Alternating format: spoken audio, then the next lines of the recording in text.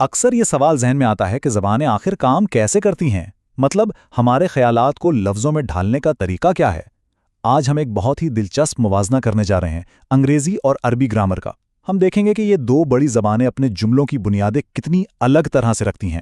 یہ صرف لفظوں کا کھیل نہیں، بلکہ سوچ کے انداز کو سمجھنے کا ایک سفر ہے۔ تو سیدھا مدعے کی بات کرتے ہیں۔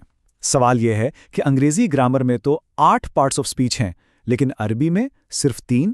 8 کیٹیگریز 3 میں کیسے سما سکتی ہیں؟ یہی وہ پزل ہے جسے آج ہم مل کر حل کرنے کی کوشش کریں گے۔ چلیے شروعات ایک جانی پہچانی جگہ سے کرتے ہیں، انگریزی گرامر۔ ہم میں سے زیادہ تر لوگ اسکول میں اس کے 8 اجزائے کلام سے اچھی طرح واقف ہوئے ہیں۔ ہاں جی، یہی وہ 8 چیزیں ہیں: ناؤن، پروناؤن، ورب، ایڈجیکٹیو وغیرہ وغیرہ۔ ہر ایک کا اپنا ایک کام ہے۔ کوئی نام بتاتا ہے، کوئی کام بیان کرتا ہے، اور کوئی ان سب کو آپس میں جوڑتا ہے۔ یہ انگریزی زبان کی بنیادی اینٹیں ہیں، کہہ سکتے ہیں۔ اب آتے ہیں عربی نظام کی طرف۔ یہاں پر پوری گیم ہی بدل جاتی ہے اور چیزیں حیران انگیز طور پر منظم ہیں۔ عربی میں ہر، اور میرا مطلب ہے ہر بامعنی لفظ جسے کلمہ کہتے ہیں، وہ صرف اور صرف 3 بنیادی کیٹیگریز میں سے ایک ہوتا ہے۔ صرف 3، اور وہ ہیں اسم، فعل اور حرف۔ بس پوری زبان انہی 3 ستونوں پر کھڑی ہے۔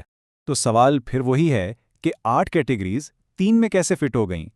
آئیے اس دلچسپ کنسولیڈیشن کو ذرا قریب سے دیکھتے ہیں اور سمجھتے ہیں کہ انگریزی کے 8 حصے عربی کی ان 3 اقسام میں کیسے ضم ہو جاتے ہیں۔ اور یہ دیکھیے، یہ سلائیڈ تو پوری کہانی کا خلاصہ ہے۔ ذرا غور کریں، انگریزی کے 4 الگ الگ parts of speech, noun, pronoun, adjective اور ایڈورب، یہ سب کے سب عربی میں بس ایک ہی چھتری اسم کے نیچے آ جاتے ہیں۔ ورب کا مقابلہ فعل سے ہے، اور جو کچھ بھی بچ گیا یعنی پریپوزیشنز، کنجنکشنز، وہ سب حرف ہیں۔ کتنی زبردست سمپلیفیکیشن ہے نا؟ چلیں پہلی اور سب سے بڑی قسم اسم سے شروع کرتے ہیں۔ یہ صرف ایک نام سے کہیں زیادہ ہے۔ تو سوال یہ ہے کہ آخر یہ اسم ہے کیا چیز؟ دیکھیں، اسم وہ لفظ ہے جو کسی بھی شخص، جگہ، چیز، کوالٹی یا، اور یہ بہت اہم ہے، کسی کام کے نام کو بتائے۔ لیکن اس کی سب سے بڑی پہچان یہ ہے کہ اس کا وقت سے کوئی تعلق نہیں ہوتا۔ اس میں پاسٹ، پریزنٹ یا فیوچر جیسی کوئی چیز نہیں ہوتی۔ اچھا، سب سے آسان کنیکشن دو ناؤن کا ہے۔ کسی بھی شخص یا چیز کا نام جیسے کتاب یا زید عربی میں ایک اسم ہے۔ یہ تو بالکل سیدھی سی بات ہے۔ لیکن اب بات دلچسپ ہوتی ہے۔ پروناؤنز، یعنی وہ الفاظ جو نام کی جگہ استعمال ہوتے ہیں، جیسے وہ یا میں، عربی گرامر میں انہیں بھی اسم ہی سمجھا جاتا ہے۔ اور یہاں تو معاملہ اور بھی حیران کن ہو جاتا ہے۔ سوچیں، انگریزی میں ایڈجیکٹیوز یعنی صفت ایک پوری الگ کیٹیگری ہے نا؟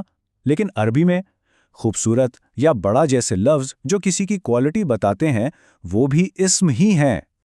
اور یہی نہیں، بہت سے ایڈوربز بھی، خاص طور پر وہ جو وقت یا جگہ بتاتے ہیں، جن کو اسم ظرف کہتے ہیں، وہ بھی اس اسم کی عظیم و شان فیملی کا حصہ ہیں۔ اور آخری نقطہ جو بہت اہم ہے، کسی کام کا نام جیسے دوڑنا یا سونا یعنی ٹو رن یا ٹو سلیپ، یہ خود ایکشن نہیں بلکہ ایکشن کا نام ہے۔ عربی میں اسے اسم مصدر کہتے ہیں، اور یہ بھی اسم ہی ہے۔ تو اب اندازہ ہوا کہ اسم کتنی وسیع اور جامع کیٹیگری ہے۔ تو اگر کاموں کے نام اسم ہیں تو پھر اصل کام یعنی ایکشن کیا ہے؟ یہ ہمیں ہماری دوسری قسم کی طرف لاتا ہے، فعل۔ فعل کی تعریف بہت صاف ہے۔ یہ وہ لفظ ہے جو کسی کام کو ایک خاص وقت سے جوڑ دے، ماضی، حال یا مستقبل۔ وقت کا یہی عنصر وہ لکیر ہے جو فعل کو اسم سے بالکل الگ کر دیتی ہے۔ اچھا، اب ذرا وربز کا موازنہ دیکھتے ہیں۔ یہاں بھی ایک بہت دلچسپ فرق ہے۔ انگریزی میں تو ٹینسز کی بھرمار ہے، لیکن عربی میں بنیادی طور پر صرف 2 ٹینسز ہیں، ماضی یعنی پاسٹ اور مضارع جو پریزنٹ اور فیوچر دونوں کے لیے استعمال ہوتا ہے۔ لیکن عربی فعل کی اصل طاقت اس کی گردان میں ہے۔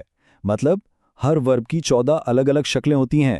اس سے پتہ چلتا ہے کہ کام کرنے والا مرد ہے یا عورت، ایک ہے، 2 ہیں یا بہت سارے ہیں۔ یہ ایک انتہائی ڈیٹیلڈ نظام ہے۔ ہم نے اسم یعنی نام اور فعل یعنی کام کو تو دیکھ لیا، لیکن یہ اکیلے جملہ نہیں بنا سکتے۔